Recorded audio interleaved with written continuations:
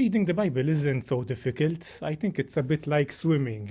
So the first thing I realized when I came to New Zealand was that there is a beautiful sea. And the first thing I did, so I came in February, it was a bit cold, but I jumped into the sea. Because being Maltese, the sea is what we really like. So even when you want to read the Bible, you just have to start somewhere. Some people start from cover to cover. Maybe they have made a resolution that they want to start reading the Bible. But I would suggest that you start with the New Testament, and I would suggest even the Gospel of Mark. If you want to start reading the Bible, what you have to do is to ask somebody who's already wise in that, or even Google will begin to tell you some of the sites that will offer readings for the day. And often they will begin with books which are very current, and they will offer ways into them to understand them.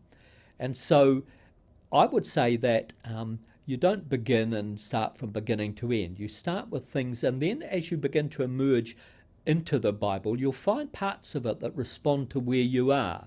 For some people, it might be the Psalms, songs of hope and despair and things like that. For others, it might be the Apostle Paul facing up against great persecution in his area. For others, it might be the beauty of Luke's gospel and his deep humanity. So you really need to be able to find leads that will help you. I would start in something like the Gospel of Mark, a nice short and punchy gospel, and then maybe read something like the Acts of the Apostles. So start off on those parts which are a little bit more user friendly, but then move on to the rest of it once you've started on those.